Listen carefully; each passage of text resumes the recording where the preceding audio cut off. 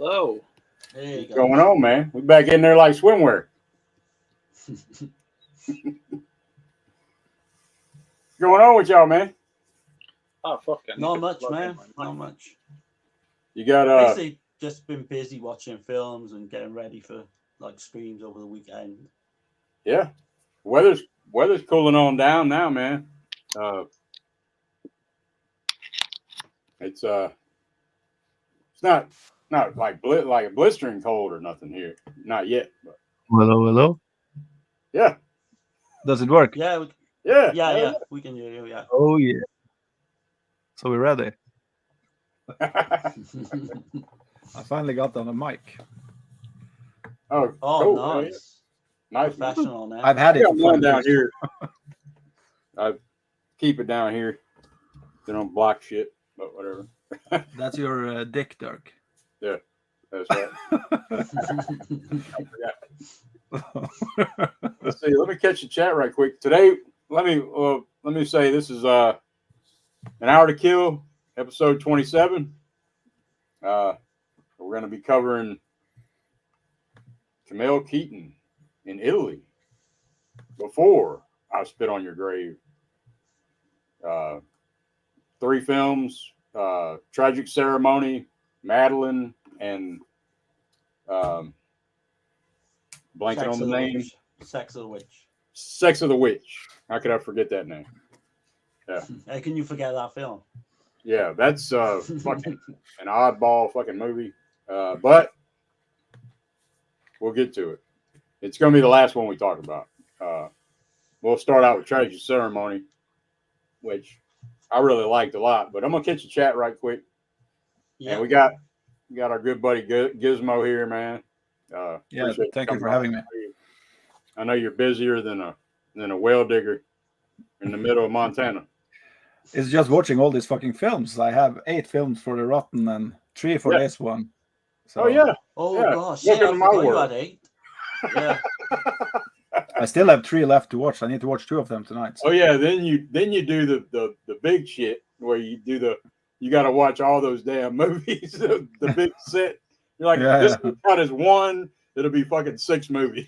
Like, holy shit. Yeah. I take the Emmanuel box set with 23 movies. Yeah, this will count as one. Shit. Fuck. God damn. I will never do that. Yeah, it's insanity, man. Yeah, spin. We got Caveman here. He says, make sure you like and subscribe to these cool cats. Yeah, man. Hey, Appreciate it. man. Hi, Cayman. See you tomorrow. Yeah. Yeah. It'll be on the And right. see you in the chat. Yeah. And then Chris says, how/the light for the Jalo Gents. Yeah, man. Hey, Chris. Cheers, man. Texas, let's get this party started. Hey, yeah, man. And speaking of parties, man, like, I want to keep everybody here in the chat. Like, so I'm going to be doing some giveaways today that I haven't done yet. So I'm going to do 3 digital codes, and then I'm going to do 3 physical titles. Nice. But it's going to be pretty simple, like, but you got to stay to check it out, so you don't miss out. So basically, you're just going to be doing them randomly throughout the show. It's going to be random throughout the stream, like just whenever, So, but I got quite a few digital codes. So I'm doing 3 and 3 today. So, are you going to say what films they are now, or?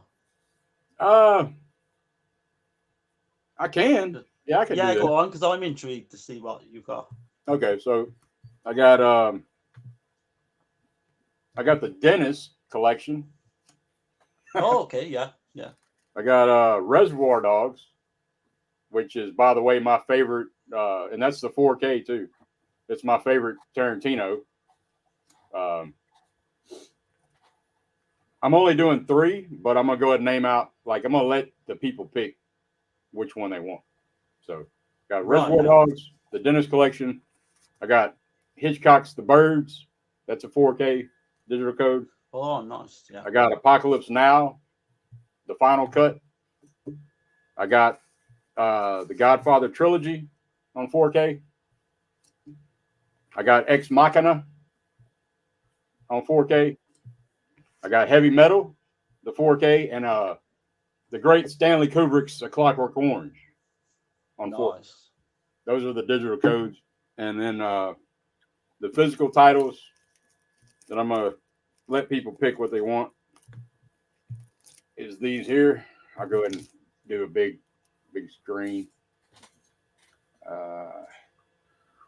Yeah.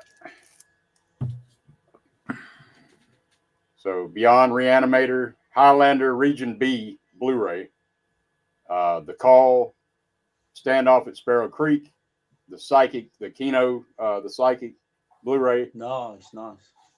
Arrow, a movie called After Midnight, The Mutilator, and Crimson Peak. So I'll do 3 out of this stack too. So, Awesome. but yeah,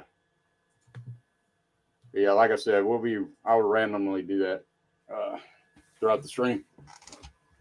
Now let me go through the chat. All right, people saying, "Hey, Holland Oates, what's going on?" Hey. Hi, Holland. What's up? Yeah, man. Let me talk about some Camille Keaton in Italy. Yeah. See, Have you seen them, Holland? yeah. Yep. We can start now. Holland's here for sure. Got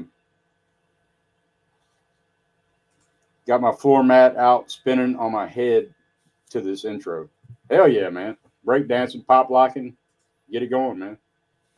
Yeah, I wonder if Tex has seen these as well. I'm not sure Yeah. whether he would have. Yeah, yeah. Because I had never seen these. They're kind of obscure, all three, really, until the recent, I think it's been, a year since it's been released, maybe longer. Right. The only one I was aware of was Tragic Ceremony. And it was kind of hard to get hold of as well for a long time.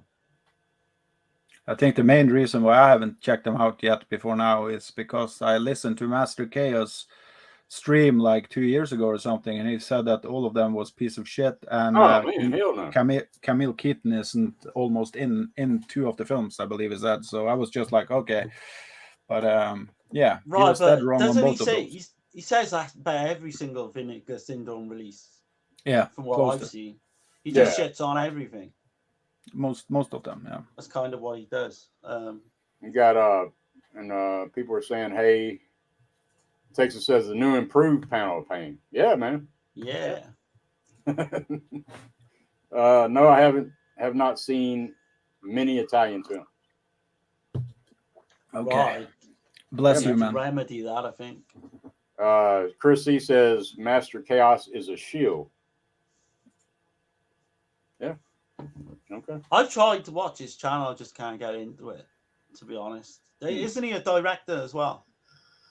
Yeah, he directs for Asylum, I think it is. Asylum Films. Right, yeah. Because he's done a couple of good interviews, mind. He did interview Troy Howarth at one point. Yeah. I remember He did a new Exorcists film. It's like a copy, I believe. I haven't seen it, but it's like a copy, I believe, from The Exorcist. No, yeah, The Exorcist. Yeah. I've heard that's actually pretty good. I can't. Okay. I think Steve Benefield might have said it, but it was pretty good. So, yeah, I think he done La Llorona as well, one of them films. I haven't seen it a few years back. Let's see. Texas says, I don't see it. He says, Dirk, read my comment about MC. Laugh out loud. I don't think we have any comments. Maybe he wrote a bad word in there, so YouTube didn't. Oh, right, yeah. They block if you write something about cunt or pussy and stuff like that. Oh, yeah. So we got the 1984 shit going on. Okay. Yeah. Makes sense. So, but anyway, yeah, man. Shit. I guess. But like I said, man, if anybody's just now tuning in, I see we got like 10 people in here right now. So if you're just popping in here, I'm doing some giveaways, some digital codes, and some physical copies of films randomly throughout the film stream. But I guess we can get this thing started, man. So let's see. Camille Keaton. So she was in a bad accident in 1969, and it scarred her face and stuff. But she'd always dreamt about being an actress. So she really admired Clint Eastwood, and she decided to take the same path as Eastwood because he started he got well known in Italy because of the spaghetti westerns that he did. So she decided to take that same path. And anyway, she had an uncle that lived in Italy anyway. So she lived with him, started out doing commercials. I thought it was kind of interesting, too, because she said back in the day, was it like that in the UK, too, Darren? Or Gizmo? Because she said, in Italy, that the way they did commercials was they would have a commercial break. So it'd be 30 minutes of commercial. And then you'd watch a movie. And then no, never. I was like, damn, that'd be cool, man. I'd love that. Because it's always television? I'm watching a movie, and then they take commercial break, and during the movie, it always pissed me off. It took me out of the movie, But right, because over here we have I think it's 2 or 3 minutes intervals, but they're pretty spaced apart. Yep. But from what I've seen of American broadcasts, you used to have commercials every freaking 5-10 minutes. That would have just done my head in. Yeah, it should piss me off. I mean, we had tons of commercials. I hated that shit.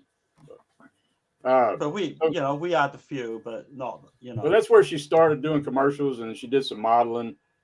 She was in an Italian porno magazine called Playmen. And, oh, right, yeah. And she got on the cover in 1974 of that magazine. But anyway, she I think she's a solid actress, man, to be honest. I mean, just by everything I've seen of her. Wasn't she related to Buster Keaton as well? Wasn't she his niece or great niece or something? I'm not sure. I'm pretty sure, yeah. Damn, so she come from the right family. Okay. But yeah, so her first film was What Have You Done to Solange, 1972. That's her very first film. And I like the story she explained with Massimo Dallamano when she met him. She was like, she didn't know if she was going to take the part because the subject matter of the role, And yeah. Dallamano was like, no, you're going to do this part. I was like, oh, shit. So he told her she's going to do the part. And she said, okay, I guess so. For Solange. And, but everybody knows she's best known for Day of the Woman, AKA I Spit on Your Grave. Yeah, with Solange as well, it's kind of misleading because she plays the lead character, Solange, but she's actually only in the film for 5-10 minutes, if that. And she's a big part but she of that. steals the She's a screen. big part I of feel that. I think she steals the screen every time she's on the screen. She's not really doing absolutely. a lot. She's not doing a lot, but it's her physical acting. I think that's her masterpiece. Personally, I love I Spit on Your Grave, but I think Solange is her masterpiece.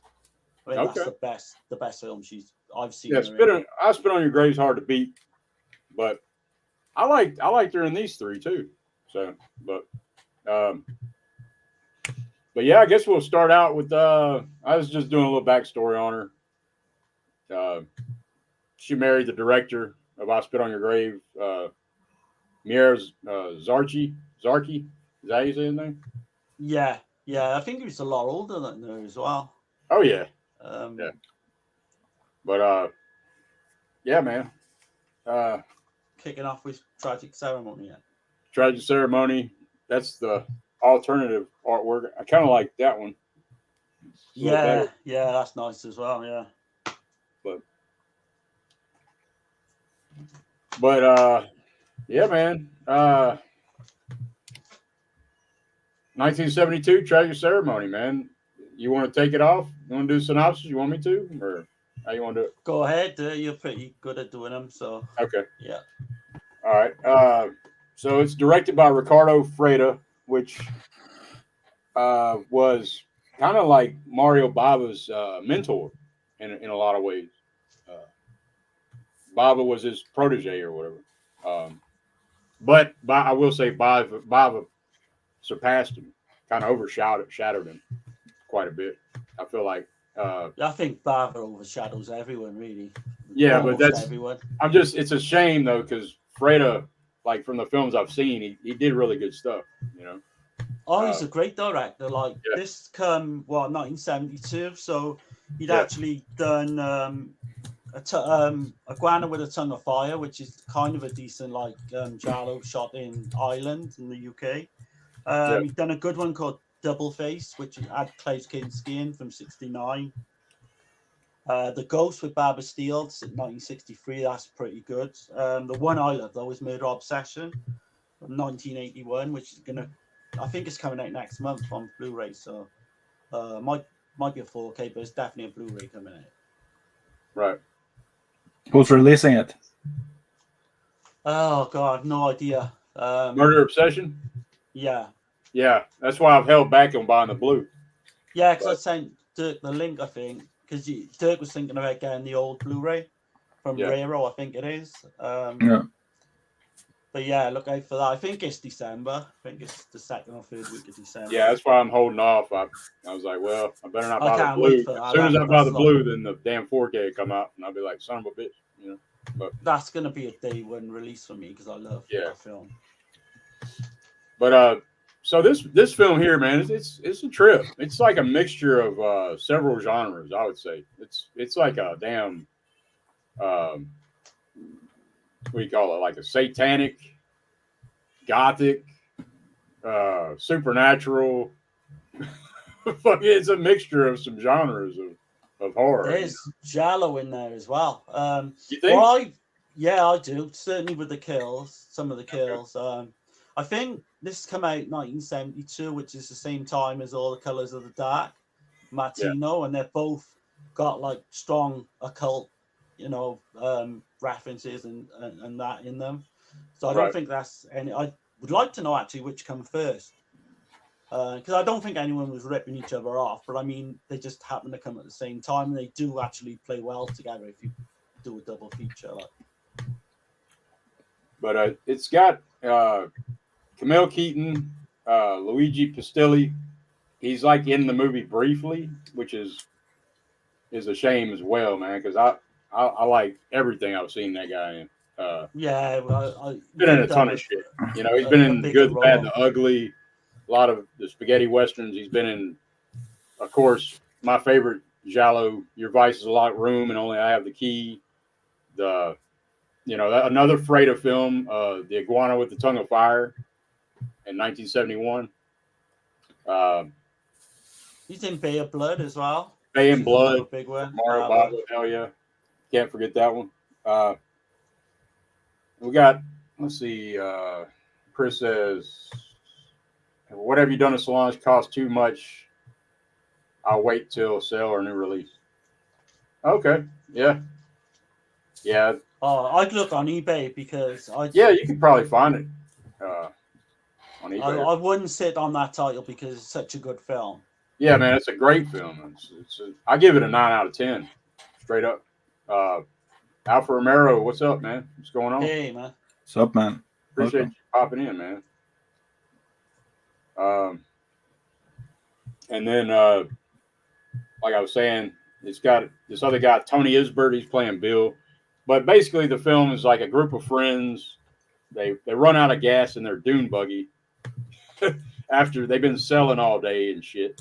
And did y'all get that too, though? Like, it's like it comes out the gate with this classism thing a bit. Yeah.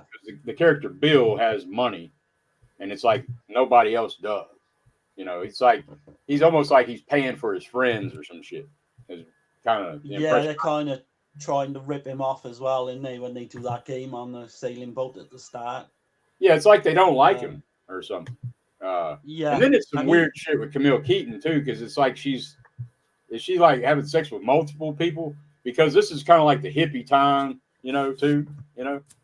Yeah, I think she's definitely having sex with the one. I think Bill really likes her, and he can't seem to get anywhere with her. So he gives her like a gift early on as well, doesn't he? But we'll come on to that because that's a big part of the plot. I kind of got the impression though that she was kind of like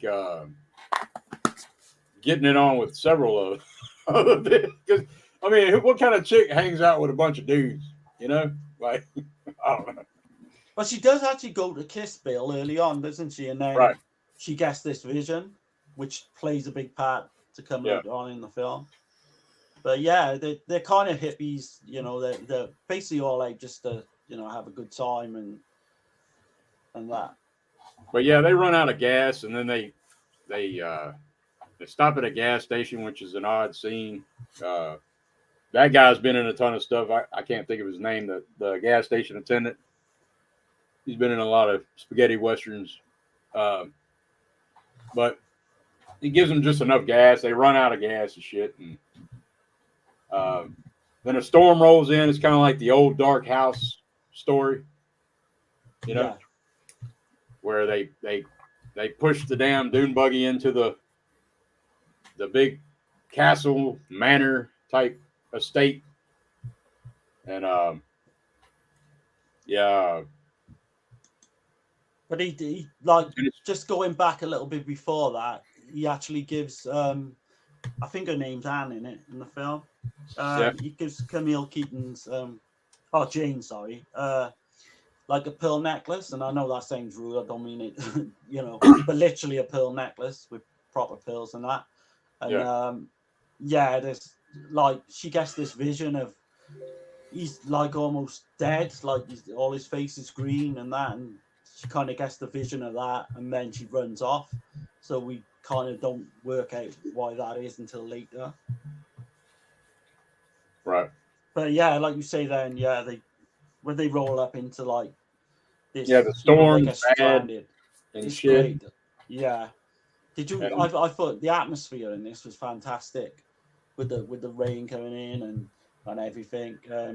Like isolation as well, where they turn up in that destination. Yeah. Right. It starts to get really good, I think, from that point on. And I forgot to mention, it's got Luciana Paluzzi. So she's like really well known for the James Bond film Thunderball from 1965. Right. But I just recently seen another film with her. It's a Massimo Dellamano film, Black Veil for Lisa, which she's excellent actress. Pretty good in that. Yeah, for sure.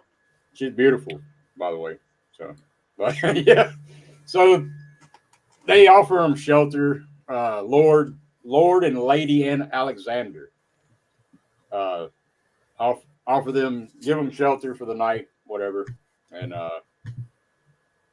don't really want to spoil the movie, but it kind of starts out pretty damn nuts. Like right out the damn, like as soon as they get settled in a little bit, Luciana takes Camille Keaton, Jane takes her character upstairs, and she's kind of like coming on to her a bit, right? Seems like. Yeah. And but I don't know. It gets goes pretty damn crazy. But like I said, I don't want to spoil the shit. It doesn't have an English track. Cool. Yeah, it don't have an English track that I'm aware of. Like at least mine don't. Like this edition don't. And but I thought the gore was pretty damn good, man. For 1972, I was like, holy shit! You see some dude get his head split open with a sword, like fucking. That one scene we're going to come on to, it's just when there's carnage in this black mass. But I just want to pick up on that pill like necklace story again, because the backstory to it is it belonged to like this crazy woman who was possessed by the devil. Satan basically got to her through her pills. She visited this medium who like exorcised her, and then as a gift, then the medium was given these pills, and then kind of the whole film situates around that and what's to come. yeah, I thought that was pretty interesting part of the film, really. I seen Alpha saying, "Hey guys, listening along while I clean the house." Awesome, man. Oh, nice, man. Good deal. But yeah, man. I guess, man. I guess I'll go ahead and do a giveaway now, right quick. I'm gonna do. You get to pick out of these digital codes, man. But whoever can type in, just type in a slasher film. Whoever does it first wins the damn digital code. I'll let There you you pick go. which one you want.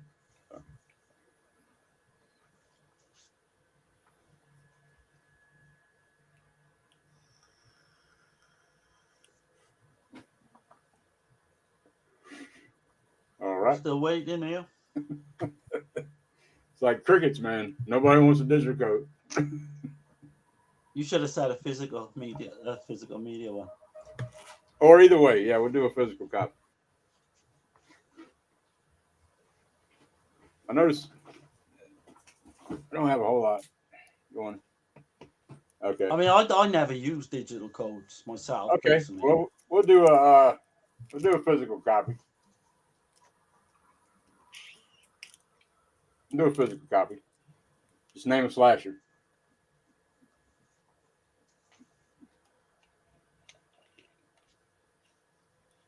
Okay, Texas said Halloween.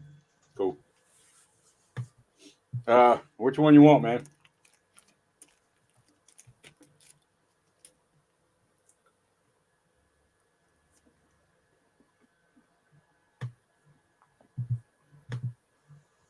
So let me know which one you want, Tech.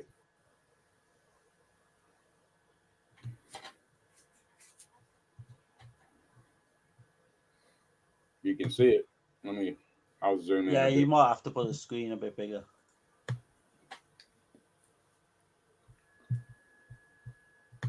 Well, I know he's seen The Psychic because I remember him saying about that. And that Highlander is a Region B Blu-ray from Studio Canal. Okay, he said it. He wants Bride of Reanimator. Nice, yeah. It's actually Beyond Reanimator, but Yeah, I think I've seen that one, yeah. yeah. All right, man. Well, that's the first one that we did. So. But anyway, sorry, I kind of sidetracked us a little bit. No, that's good, man. Where were we? So basically, yeah, they turn up at this like villa. They've got to go like in the servants' quarter, you know, so they can stay overnight. They can refuel their car. Like you say, the Jane character, the Camille Keaton character, she kind of Lady Alexander kind of comes onto it, and I think you said that. And yeah, just what happens then is just wackiness ensues. Like it just all goes. And there's an element there's an element where Bill's talking to his mother, and she's got. Oh yeah. He gave her a pearl necklace, but he told her that they're cursed, so she didn't want to wear them.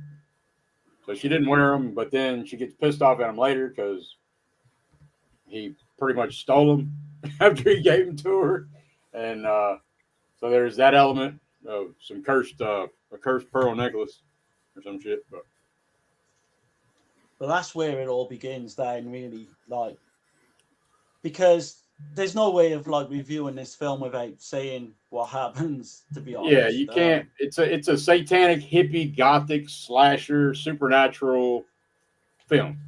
That's what I would call it. It's a mixture of shit, man. Because this hippie love shit is in there. You know, that's the impression I got.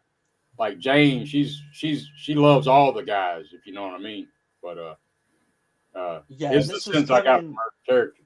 But it's coming like not long after the Manson murders as well. Like it was like 2 or 3 years before. And so the satanic films were popular right during this time. So right, yeah, this preceded The Exorcist though, which is interesting. Yeah. What do you think, Gizmo? Yeah, I'm with you on most part. I think it was a beautiful shot and beautiful, like the technique in the film was really nice and good acting, but it was terrible, terrible dialogue, I think. Really? Yeah, the writing on this one was not my kind of thing. I thought it was a mess, but I did love the look of it, the feel of it, and everything. And I was so intrigued when I saw Lucio, or what's her name again? The Bond chick. Luciana Paluzzi. Louisiana, yeah. Because I was a big Bond fan when I was younger myself, and back then she was the Bond girl I liked the most. So Okay. Hell yeah. so and she's a great actress, really, really great. But this movie really got me intrigued to check out more of this director's films. I've seen the one you mentioned earlier, Darren, long time ago, Murder Man. No, what was the name? Murder Obsession. Murder Obsession. But I got just in a new film from him, Hitchcock. The Horrible Dr. Hickok. Yeah, that's the thing. Yeah, And then he did E. Vampiri in 1957, but Bava ended up finishing that film, but he didn't get credit for it really. But everybody knows now. But yeah, basically like what Dirk said, Bava literally, learned everything from Ricardo Freire. I don't think he gets the credit either for that. no, like I said, I think Bava's, he kind of overshadowed him quite a bit, which is understandable. He's my favorite Italian director, but I'm kind of biased anyway. But, yeah, but sorry to cut, Gizmo off there. Did you say anything more? What did you say? I said I'm sorry if I cut you off then. You got Oh, any more no. thoughts on this? What I was just going to end with was that I felt like the movie was going somewhere, but then it was more or less just going into sex scenes and then back to some story and over to sex scenes again. But I do think this, of all of the three films, I think this is the film that goes most into the horror territory. And I also think it's, like I said, beautiful shot. It reminds me actually of films I'm watching now for the Rottens, the Hammer horror from the 50s and 60s. It has beautiful gothic look on it and everything. So yeah, for sure. I still kind of lean to the Italian Gothic because this is a Spanish Italian co-production as well. So, and it's basically supposed to be in England as well, which it looks nothing like England. No, it's not. At all. Yeah, I mean, I don't know, go on. But I know what you mean. Yeah, it's supposed to be in England, but it's not. It's supposed to be in the outskirts of London because Chelsea's mentioned as well. Oh, okay. But it's so fun. You can tell anyone who lives in London or anywhere in the world. It's definitely must have been shot in Italy. Yeah. But yeah, man. The Italian doesn't care about stuff like that. As long as you put the fucking what's the name of that Fulci film where they are going to school in America? Enigma. Enigma, yeah. The only thing you need to put in the fucking film to tell that they are in America is a poster of Tom Cruise on the wall. Yeah, it's so weird, that film. I like it, but it's so weird. That's the thing that sells the film for being in America. That one there, it kind of feels like it feels almost like Phenomena in a way. Enigma. Yeah, but not in. I would put Phenomena in another category. Yeah, but I do like Enigma. There's no way it's Phenomena. I'm not saying that. I'm saying it just seems like that same kind of damn film, Yeah. I'll tell you the worst thing for doing that though, like getting the American look in, like trying to get the American look is Pieces. Because I think they got like a football poster on the wall and it's just nothing in that film looks like America. I think absurd as well when they're all eating spaghetti watching the Super Bowl. Yeah, they're watching football and shit. And you can just tell it's eating spaghetti watching football. Yeah. But the funniest thing is when you watch actually an Italian film shot in America, then they actually put everything they can that era, like in Nightmare Beach. It feels like America times 10. It's like it's 80s stuffed in everybody's ass in that film. It's but it's fun. I love Italians. That's Yeah. a great film, but it's just so over the top, like you say, on the beach and all the music, the songs, the American. it's one of its own, that film, definitely. Yeah, it's a fun film, really fun. Yeah, man, I really dug Tragic Ceremony. This is my favorite of the three by far. I give it a 7 out of 10. What Yeah, I'm pretty much on the par with that. I give it because I've seen this going back now. Must have been about a year ago, maybe a bit longer. I give it a very strong 7. Then I haven't changed my mind. I actually like another film that we're going to mention tonight a I do little too. bit more. Yeah. Oh no, not for me. I don't. Yeah, I was going to say I don't think you'll both feel the same way. But this, I love the score as well by Cipriani. It's kind of got this one song that keeps going throughout, but it's not overdone. I really enjoyed that. I just love all the atmosphere and the build up and like that crazy. I think it starts out like really great, man. Like that opening Black Mass scene is just bonkers. I put some of that shit in the intro, so like you can kind of get an idea what the hell is going on. But without spoiling it, right? What's your thoughts on the whole like reveal at the end? I'm guessing you can kind of talk about it without actually giving the reveal away. Did you think it worked well, or go on? I can no. I can say I don't want to go into the reveal because I don't think it's possible to actually talk about it without spoiling it. Right. But I will say that the shot they do of the killed one, I can say that much. Yeah. It's beautiful. It reminds me straight out of the most beautiful things from Argento. Actually, it's such a beautiful old school Italian kind of special effects with a color and everything. I love that. But that's everything I want to say about the ending because I love the asylum scene. Yeah. Did it work? Obviously, it worked for you then. The ending worked for both of you. Yeah. I thought it was. The way they did it was really well done. Like nothing I've ever seen before as well. So very original. Do you know what I will just say? But since I'm the next one saying the rating on this, so it doesn't seem like I'm just shitting on a film just to shit on it. But my problem with this film is, it's the same problem I actually have with. And I know I'm alone with this, but with Fincher's film, fuck, I'm so bad with names right now. The one he did in 2005, I believe. One of his most loved films. Seven? No, that was in the 90s. This is in 2000. Zodiac, maybe? Zodiac, thank you, man. Yeah. Oh, Zodiac. Okay. My problem with this film has the same problem I have with Zodiac, is that I feel there is a story there, but it used so much time on unnecessary things, so I fall out of the story all the time, so I don't get interested. So what the movie ended up bringing to me was more or less just kind of cheese factor where I actually felt that the actors were doing a kind of good job with terrible dialogue and so that's my problem with this film. I don't feel it goes into the humorous cheese kind of movie thing, and it doesn't go into the horror deep enough, because I believe this film would have been a fucking great horror film if they just really sucked the juice out of the horror that was trying to build up here. It was but I will give this film, I've just started a Letterboxd account, as you know, and I do different ratings there because I have my own kind of rating system when it comes to films, but I can't do it on YouTube because then it seems like I hate the movie, because I always think like a 5 is a decent film.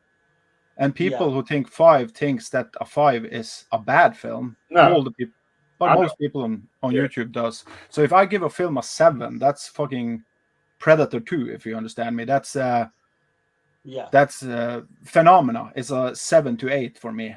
Yeah. So, but on YouTube rating, I will give this a 5.5 out of a 10. It's not a clean 5, but it's on my rating system on Letterboxd. I give it a weak 4.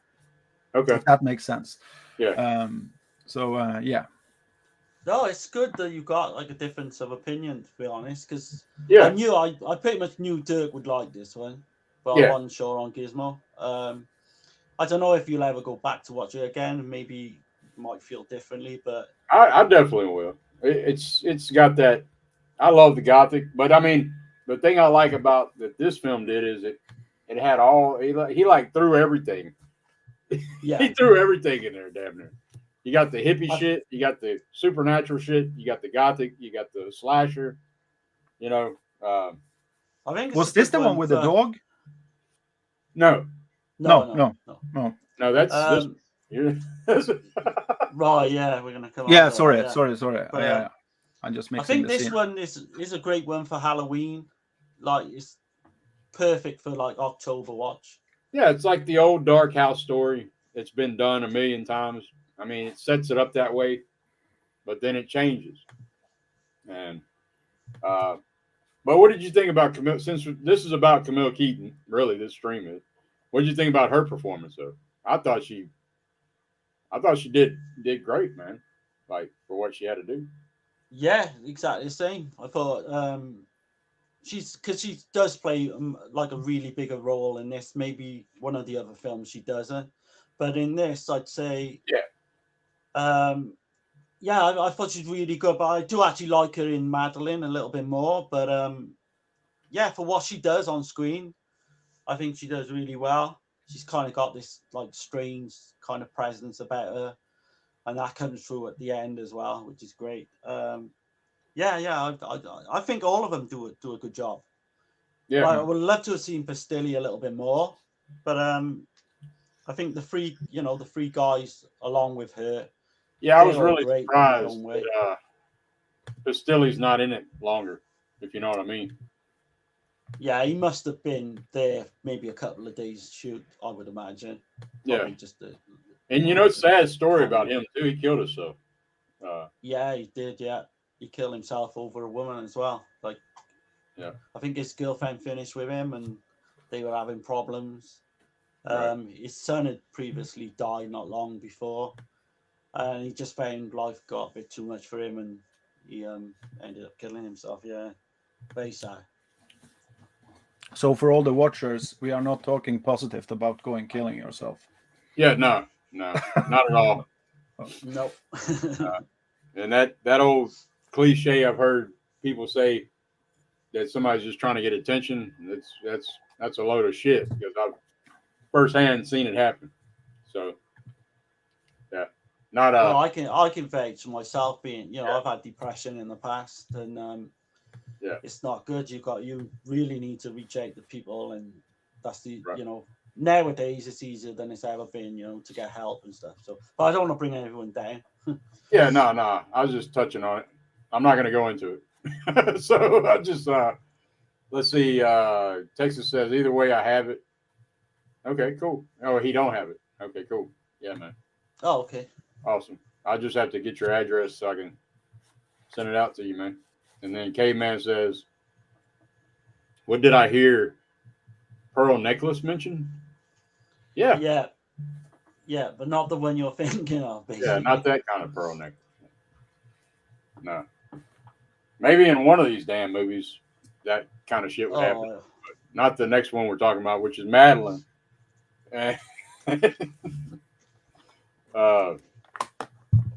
1974, Madeline, Anatomy of a Nightmare. Perfect title for the film. Hold on, let me back up a little bit. I forgot to mention the other title for the tragic ceremony. I just got to mention this title because yeah. it just cracked me up when I heard this other title. So the Italian title is From the Secret Police Files of the European Capital. Wow. For What were they tragic thinking ceremony. with that? I was like, what the shit? And then the Spanish title was Tragic Ceremony at Villa Alexander, which is, Yeah, that's makes fine. sense. I like the Spanish and the American, but the Italian, I don't know what the hell they was thinking with that title. No, there's no way you could sell a film with that name, surely. It has nothing to do with the movie. But anyway. Not to me, anyway. But yeah. So this next one, I would say, is it starts out like a psychological horror, but then I think it turns into a psychological drama. Is the best way I could describe it. What type of film it is. So you got Camille Keaton, of course. You got Ricardo Salvini is playing Lewis, and then Silvano Tranquil is Dr. Franz Schumann.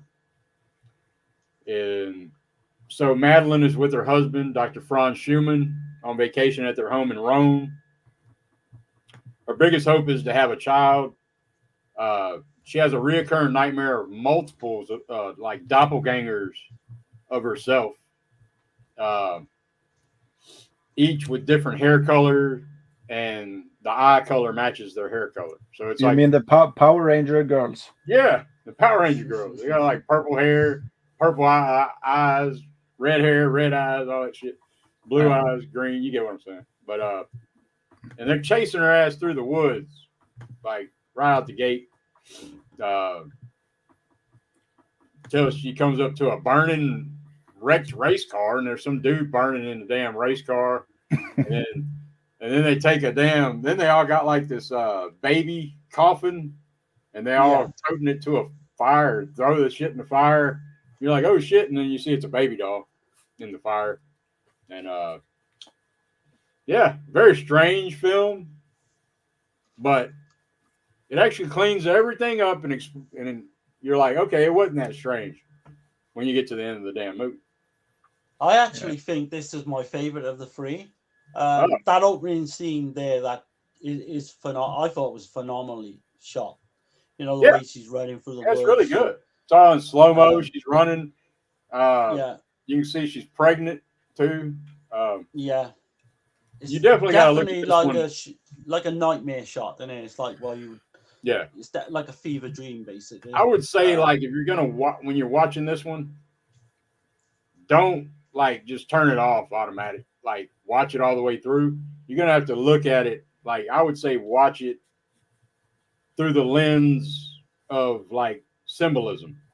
There's a lot of symbolism, symbolic shit going on. That's just my personal opinion. When you get to the end, it makes more sense when you get to the very end. But. Yeah, most of the reviews I've seen for this are negative. I personally don't understand why. I get why, in a way, the people, it's more of a slow burn. It's not going to give you like the chills and spills of like a slasher. It's not going to like that. Spoon feed the shit to you. You know? Exactly. Yeah, and it makes you think, which I like. I like those films anyway. But just the imagery alone, I think, in this film is superb. The way it's shot, everything. I really like this film. Really good. Yeah, I mean, I'm not gonna put it over like I did Tragic Ceremony. But I didn't hate it. I didn't hate the film. I appreciate what the hell it was doing. It's got some very strange, bizarre shit going on. You're like, what the hell? Like, what the hell? What kind of husband is this? You know, like he's just cool with the shit. You know, the old lady's sitting there fucking everybody. You know, like what the shit? But you know, like, you know what I mean? Like, yeah, she's like very strange. She like takes this hitchhiker back to. He's a hippie, another hippie during that time. So it's a free love, man. You know, kind of shit. It's kind of weird, like, because we're not sure, because she says that she's like got a husband, and then she says she hasn't, and she kind of condescends that all the way through the film. Yeah. And like but once you see it, you understand. When it plays out, then you understand everything. But while you're watching it, you're so fucking confused. I was. But at first I thought with what happens with the hitchhiker, and then again with like the doctor's son, I thought she was just a fucking nymphomaniac. I thought that was basically going to be the film, where she's just, you know, fucking random guys all the time. Not that was much of a story to it. Yeah. But I did actually like the story. And again, this is one we're not going to give away. But best way to put it is there's a lot of kind of parapsychological things going on. Yeah, there's a part in the movie where you see her husband, Dr. Franz Schumann. You see a book on the parapsychological, the first manifestation of the subconscious mind. And kind of like, and then it's like you were saying about the nymphomania shit is very odd, bizarre, and it's real bizarre. Like when you're first going through it, like I think it's more effective on your first watch. I don't know how effective it'll be on a second watch. You know, I don't know. I've seen it twice, and I was it's Okay. effective. I mean, it works on quite a lot of levels as well, because if you just want to see Camille Keaton naked, then yeah, you're gonna get that as well. Quite a lot of that as well in this, but yeah, the whole thing with because the servant sees this, Dr. Franz, is it? And he kind of walking in a trance in the garden, and then he kind of disappears and he ends up behind him. And I mean, that's a big clue as to what goes on, what goes on later in the film. If you read between the lines, you can kind of, I don't think you'll fully work it out, but you can kind of know where you see some strange shit. To. Like it raises questions. You're like, well, what the hell is that about? But, yeah. And of course, all these kind of dream sequences keep coming up throughout the film, where she has kind of flashbacks. She's not, you think basically she's like bewildered by it all. She don't know what the meaning to all these things are. I would say this is probably, this might be her strongest role as far as like acting. I think so, yeah. Because she changes so many times, like so many different type of character traits. You know what I mean? Like she changes. Yeah, I think this is definitely for me the strongest role. Because as much as I Spit on Your Grave, I don't think she's like an amazing actress in general in that film. I just think, for obvious reasons with the plot and all that, I don't think it brings out, even though people say, oh, she made, like, for a rape victim, have played that really well. I don't know. I just didn't kind of get that. Because in that film, I don't want to go on to like a tangent, but in that film, she kind of, I don't want to be shot down for saying this, but at one point, you kind of think she's enjoying it, but, maybe getting off on the fact that she's leading these men on. I don't mean the rape in any way, shape, or form. No, she's definitely not. She's definitely, she's got a bigger plan in mind in that film. But oh yeah. And that's what she's getting off. That's what she's getting off on. She's about to get her damn revenge in that one. But yeah. But yeah, man. Like I said, this one's really difficult to talk about without spoiling the damn thing. And because like with this as well, the things from her dreams all seem to be like happening, becoming reality in terms of the race car driver turns up. He's the son of the doctor. Yeah. And then we get that lovely scene where she's horse riding topless, which is great. And then there's a crazy scene with some other woman at a party, and she just starts losing her mind and just starts getting naked and shit. And just starts dancing around like people, and everybody's like gawking at her, like, what the hell is she doing? Again, another kind of hippie character as well. I mean, I love this film for all those things. That scene at when they're at the party with the dancing is just crazy, and then what's to come as well is just batshit fucking crazy, I think. Right. I see my wife popped in here. She says, hi, Tasha. Hey, Tash. Where'd it go? The hell? Oh, checking on you guys. Yeah, baby, we're here.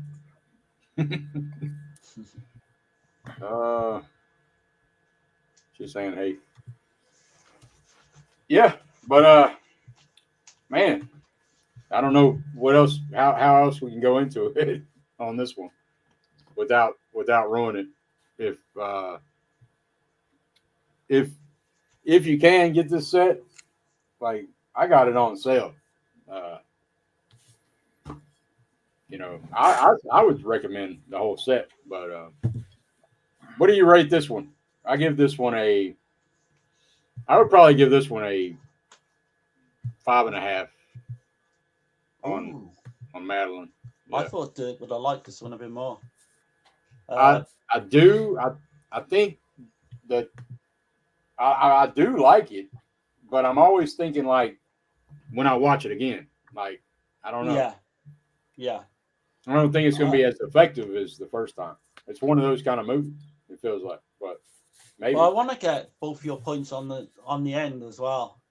Did you think the ending worked? Because I thought it was superb. I don't think you'll ever see that coming. No. Without spoiling things, it reminds me a lot of the Giallo film Delirium, the 1972 one. It's kind of got that vibe, but I don't think that's spoiling it. But yeah, it does kind of feel like Delirium in a way. You watch the ending to both of these films, and you'll be like, "Shit." I think Delirium. Similar. I think Delirium's a stronger film, though. I think that. Yeah. I'm still like, what the fuck's going on with that one? Like, so. Like, well, yeah. Saying that, I think I marked this up. This is a strong 7, but bordering on an 8. So I think I'd give it a point more than Delirium, to be honest. Damn. But okay. Yeah, I think this is I'm gonna watch this quite regular. So yeah, Gismo, what's Gizmo's thoughts? I think this film is I'm the other side of the fence than you two are, because I think the ending kind of destroyed the film a little bit for me, because I saw the ending coming. That's what I was saying about. Did you see it? I didn't think anyone would work that out. I mean, you can definitely get points. You know, you can kind of figure out something, but I don't think I would have figured that out completely. You know, the way it played out. Yeah, for me, it's not even that I saw it coming. I can explain you backstage how I saw it coming, because I don't want to spoil the film. Yeah. But it's more or less like when you get the ending, the movie is done, and I don't need to think about it anymore. That's my problem with it, because I like these kind of films when you have a little bit open ending. Right. But this was so on the nose in the ending that there isn't any possible way that there is something ambiguous to it. And heavy. And I also think that I have problems watching dudes in Speedos. And there is fucking a dude in this film for 45 minutes almost walking around in Speedo in every fucking scene. Yeah. This is a hairy son of a bitch too, wasn't he? God. Well, you wait till we get on to the next film then, but that's but I didn't hate the film, and I if I will watch it again, it depends if I will see it with my friends that I watch a lot of those ambiguous films, because it would be interesting to see if they catch the twist in the film. I have a reason why I catched it that I will tell you afterwards. Yeah. But I will compare this film a lot more to Swedish sexploitation like Anita or earlier like Flossie or those films, because it is far from a jolly, and it's also it's not. It uses so much shot outside in nudity and all that, all those kind of like the horse riding scene as you mentioned, and and there was and that was more normal in Sweden, and I love those films, but I do love the craziness in the film, and I do love the dream sequences. I actually wrote down that I wish they focused more on the dream sequence, because those were fucking amazing. And also the crazy lady at the party that started dancing and taking over her clothes. But I was just wishing for something more in the ending, not during the film, but when the movie was ending, I was just hoping, fuck, don't have this as a closure, because So, did you give a rating on this one, or? I gave mine as a 5.5, and Darren, you said what? A 7, strong 7. 7. Bordering on an 8, basically. I will give this a 5, because there was a lot of stuff in the film. I wasn't bored for a second, and it intrigued me all the way through, and I will never forget the film. But I don't know if it is one I will go by my own how you say, like if it's on cinema on a festival, maybe I'll go and see it. But it's not. I will keep it. I definitely agree with that, though. That's what I was saying. Like at the end, if they wouldn't have explained it all, you know, yeah, I think it would have been a better film. But maybe hinted at something, but they just come out and fucking here. This is what's going on. They tell you what's going on, but then there's another twist, like in the last shot of the film as well, which you don't know how that's going to pan out. So it's kind of ambiguous in that part, but yeah, they do show you everything. It kind of over-explained it. Over-explains it, but especially. But then they throw you another twist, I think. But especially since the whole tone of the film, you know, was a whole different way. You know, it's almost like they didn't know how to end the movie or something. But I gotta just mention the music as well, which I loved in the film. Maurizio Vandelli, I think it is, plays well. I just love that theme that plays. That, like, even the song at the party and all that. I love all that. And the director as well, Roberto Mori, he did make another giallo called Night of Violence, which is I think it's a black and white film from 1965. Which I have a bootleg. I don't think it's got an official release or anything. So that's got me kind of interested to check out that now. But yeah, I like this obviously quite a bit more than you two guys. yeah, I think the movie actually struggles in the same way. I don't know if you have seen the Soderbergh movie, Unsane, I think it's called. It's shot on a phone, the entire film. It's the first film that's shot on an iPhone. no, No. It's also a good film up till the twist in the ending, because the twist in the ending for me destroys a lot of the greatness of the film.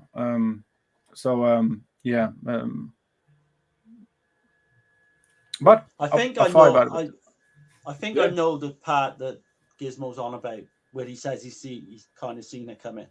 But yeah, I think I just worked it out now. I just worked it out. I kind of seen. Definitely. Well, I don't want to say nothing. We'll talk about it after the stream. Yeah. Hey, but let's. I'm gonna take a small break for just a second. Yeah. And y'all are welcome to too. I'm gonna just go ahead and play a video. If y'all need to. Yeah. Okay, man. Yeah. I need to take a break or anything, but I'll be right back and I'll play the intro one more time. But and then when I come back, I'll do another giveaway or whatever. Okay.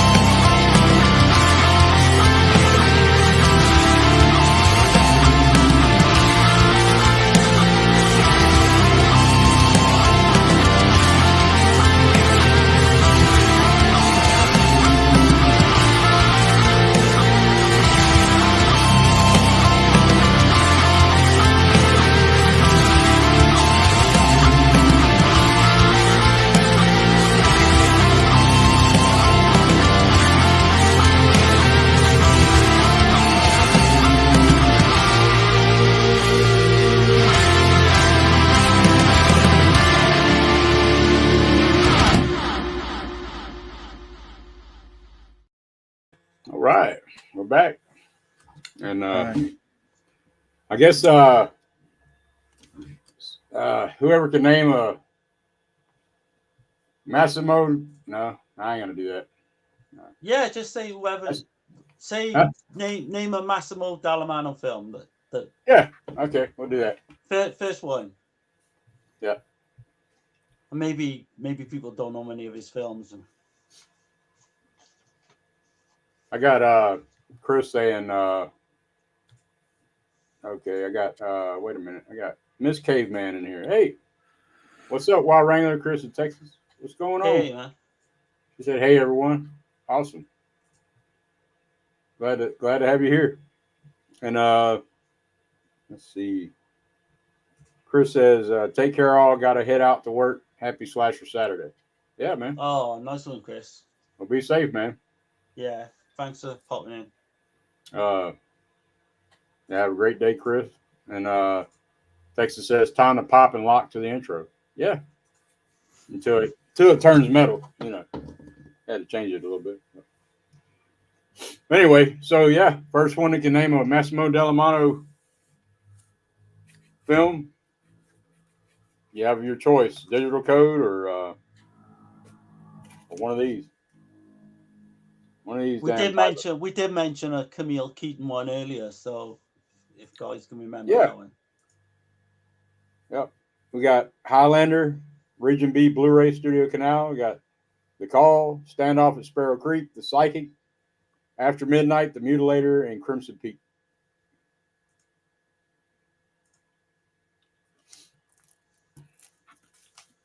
Or A Clockwork Orange, The Dentist, Godfather, 1, 2, and 3, Heavy Metal, Ex Machina, Reservoir Dogs,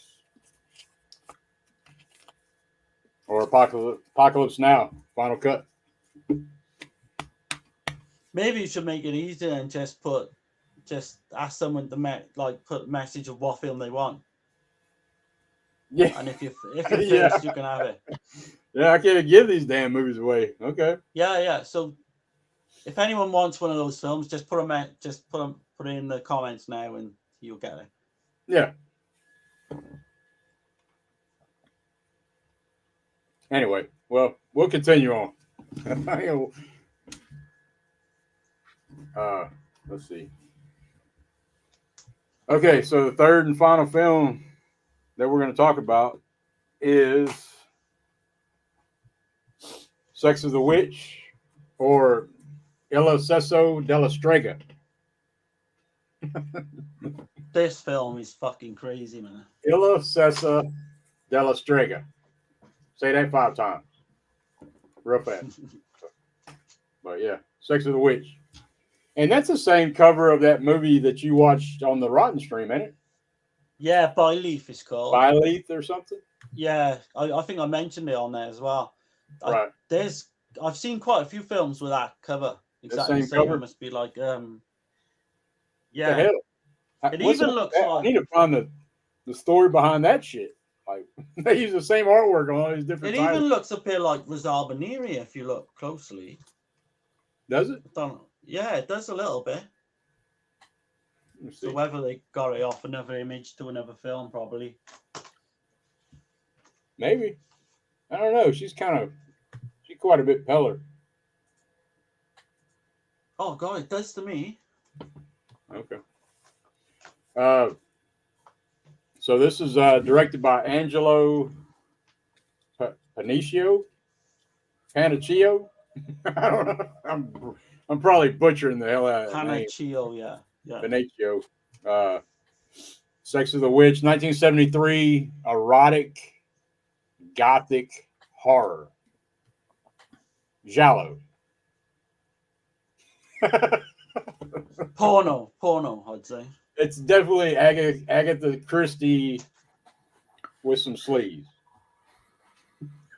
It's like the way I could describe it. The Agatha Christie plot, though. You know, Yeah. So there's this rich patriarch, and it's an inheritance story. They all get a piece of the inheritance. If they can live to be 30, You know, he's just dividing it between everybody. Right. He, It's I think it's a cross between like a porno and a murder mystery. I wouldn't say it's a Because- porno. It's Man, it's close. it's because- definitely softcore. It's not hardcore. It's not hardcore, but it's definitely a porno, I think. Because there's like it's 30 minutes of porno scenes in it. There's a 10-minute porn scene alone when he has a threesome. Yeah, but there's this restoration. A lot of that shit was cut out. Right. So, yeah, these scenes because that's in the this. one scene you can see he's having sex early on with I think it's the maid, or they're both, servants. Talking about the coffin sex. When you see his dick and you can fully see his dick and it's soft. Did you get that?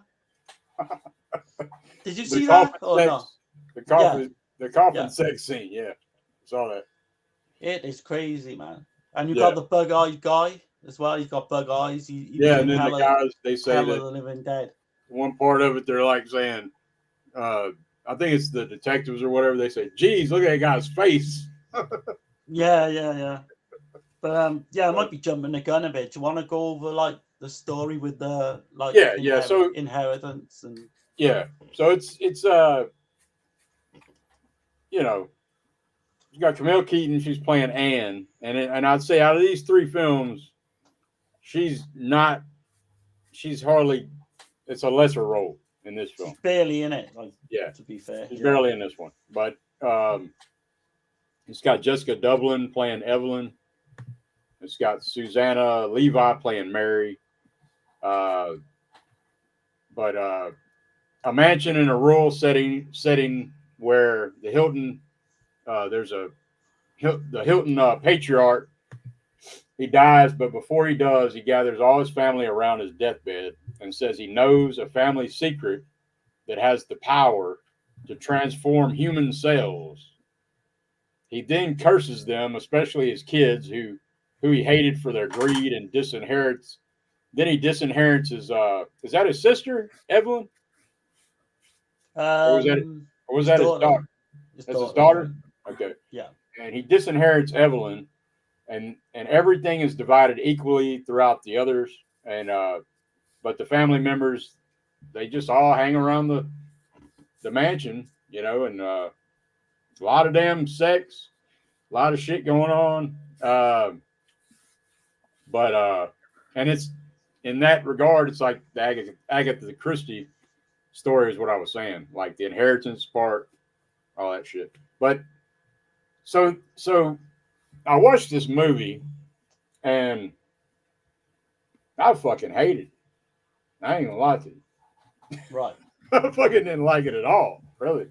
And then so then I found out some shit about the director. I mean the writer. Okay. So this writer, Franco Braccarni, he was like a super underground experimental filmmaker in his own right. And he was like very much a rebel. So he's like, oh, you want to make, in his mind, it's like, fuck your traditional film. That's why this film is so incoherent. You know what I mean?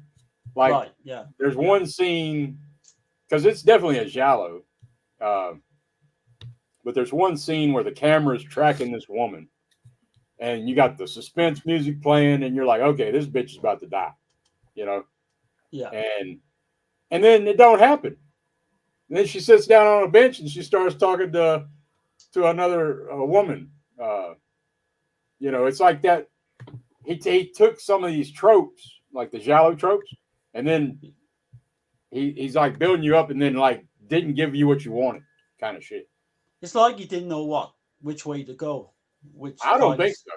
Subgenre. From what I found out about the guy that wrote it, he was like very much a rebel and against the grain kind of shit. Like he was like, he hung out with like the Andy Warhol types and shit like that. You know what I mean? Real artistic type filmmakers, but that's what they were saying, that Angelo Panicio, however you say his name, is completely opposite of that. So it's very odd that that this movie was made this way. You know. Right. Did you get, because there's a lot of characters here. I kind of found it hard to follow some of like all the characters. This is like 10, 12 characters all doing different things at different times. And you're not sure which one's a son, which one's a brother, that's what I found. There's some incest shit going on.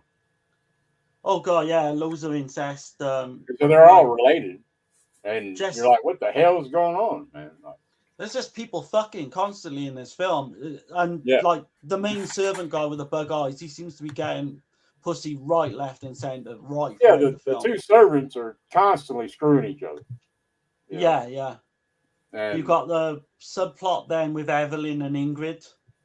We don't know, like, we kind of work out, because the old man on his deathbed basically says that someone's going to bring this whole family down in the future, and we're not sure, but there's enough hints to let you know, I think, what's to come with the Evelyn character and the Ingrid character. But it's another one, I think. This one I actually think you could work out if you look at it, you know, really closely. Yeah, it's got, like I said, I hated it on the first watch, and then when I found out more about it, I kind of respect what they were doing. If that's the case, they were trying to go against the grain. They're not. I mean, I don't care for the movie, but I respect that you're like, you know, we're not doing this in a traditional way that you do a traditional film. You know. Yeah, I don't think this is going to be one for the rewatchability. No, definitely not. I'm not. I'll give it a 5 out of 10, but I mean... Oh, shit. I'm not going to give it a 5. But I didn't give it a like. I just give it a 5. That's what I think, yeah. But, yeah. I don't know. I'm pretty indifferent about it. I don't think I hated it, but I didn't like it as well, if that makes sense. I said I respected it. That don't mean that I liked it. Because I respect people I don't like all the time. I just wish you'd have gone with like the whole giallo thing right throughout the film without all the sex scenes and all that. Yeah, just go fully in for that.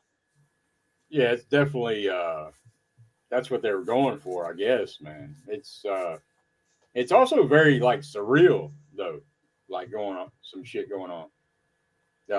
Yeah, it's definitely a what the fuck ending as well, which yeah. It's crazy when you think about it, but yeah, the man. So I've heard that. So we were trying to think of what kind of film this is, right? So I did find out that there was a lot of these kind of films. It's called a giallo fantastico. yeah. But do you know with the ending, did anyone get the vibe of like High Tension? Because I know a little bit. I that's the first thing that come to my mind was High Tension. The way the one character is at the end. You know, I don't want to give everything away. No, I know it could be a tenuous link, but that's the first thing I thought of. I mean, I see what you're saying. I mean, but there's a different way of getting there, if you know what I mean, than it is like Tension. The older woman, Evelyn. I think she's the key to the film. Yeah, definitely, she's the key. she's the evil one, I mean. Yeah, but it's very similar to Slaughter Hotel, I thought, in a way. I mean, Slaughter Hotel's loads better, but it's as far as the super sleazy shit, you know. Yeah, I can see that. Yeah, definitely. I mean, I think this is even sleazier than Slaughter Hotel. What about the armpit hair? Did you like that? Man, you get like 70s Bush in this, but I've got to bring it up. I know I keep bringing it up. That 10-minute fucking sex scene, man, that threesome. You know, it starts off, they're fucking, right? And then it goes on. And then you think, and then it goes on, and then Yeah. it goes on. And Yeah. I think, when's this going to stop, man? And I timed it 10 minutes, just under. I think, and man, Yeah. there's nothing to that scene as well. There's no, it doesn't bring the story forward any way, shape, or form. It's just there, just to That's like the pad point. out that's the what I time of the film. But that's what I was saying. That's why about that the guy that wrote the screenwriter. He does it. He did that shit on purpose. Like, and then if you see the very end of the movie, what do you think about that last shot? That last, the servant's like, that was for me. You've seen, obviously, Dirk's seen Strip New for Your Killer, yeah? Yeah.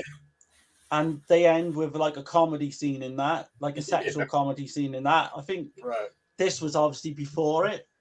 So I wondered if Beyonce had maybe got the idea from this film. But did you get, it makes no sense. Let me ask y'all this though. Did you get the sense that this family is fucked up? Okay. Yeah. They're seriously all fucking twisted and fucked up. And they even talk about it some in the movie that some of their ancestors were pirates and shit and fucking did some horrible things or whatever, criminals and shit. And then, but don't you think that the servants have been corrupted by the family? You know what I mean? Like, possibly, yeah, because you know what I'm saying? that bug-eyed guy, that one servant, he's kind of a red herring throughout. Yeah, he seems to be there on every scene when someone's getting killed, but he's obviously nothing to do with it. He's there in every scene when everybody's screwing. So, you know. But with regards to the ending, not the twist, with the servants at the end, the two servants, and they go into all the rooms and they see the different dead bodies and that. Right. I was thinking, where was he going with that? What was that meant to mean? You know, because it leads on to that scene you just said now with the woman with her legs open. Yeah. And it just makes no sense at all. Yeah. You just left scratching your head. I don't think it's meant to. I don't think it's meant to. No, probably not. But I like, to have a what proper do you think ending. about let me ask you about the best scene in the movie. Is that when the one woman is giving oral sex to the other? The club scene. The psychedelic hippie club scene. Oh, okay, yeah. But you've got that old guy dancing as if like John Travolta, as if he's John Travolta. It's crazy, man. Yeah, man. This movie, man. Holy shit! You gave it a 5. You said. I give it a 5, but I didn't give it a like. Okay. I don't know whether I'll watch this again. Maybe. Yeah, it's not. 5 years. I'm not. I'm of course I'm not gonna get rid of it because it's in the set, but I'm gonna give this shit a 3 because of what I was saying about the screenwriter. He's like a super rebel. He's going against the traditional filmmakers. They're trying to push boundaries during this time. You know, they're trying to open up more, to get. I mean, in 75 is when shit really opened up. You know what I mean? But this is a 73, right? Yeah. But what was with the music score as well? It just played. Yeah, it's horrible, isn't it? It don't fucking end, that music score. Maybe for like 30 seconds at a time, and then it goes back onto it. And it's constantly throughout the whole film to where it gets on your nerves in the end. I thought, like, it's just played too much. It's overplayed, that score, like, throughout. Right. But yeah, man. I like I said, I gave it a 3. And that's a very weak 3, too. Because it could damn near be a 2. But did you like the way the investigator found the murder, the actual thing that does they do the murders with? Just randomly finds it. Yeah, he just found it. Just in this wall, like, just randomly pulls it out. And then earlier, that's what I'm saying. They're so incoherent because earlier he says, "I'm never going to find that." You know. Yeah. One part of the movie, he says, "I'll never find the weapon." Did you pick up on that? Like, did you pick up on another scene as well, right?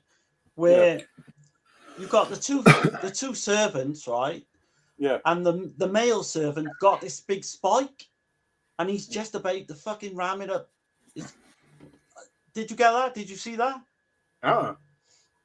I So didn't yeah, see that. it's a really quick, like 5-second thing, but he got this metal spike, and you can see he's trying to lift the dress up with it at one point.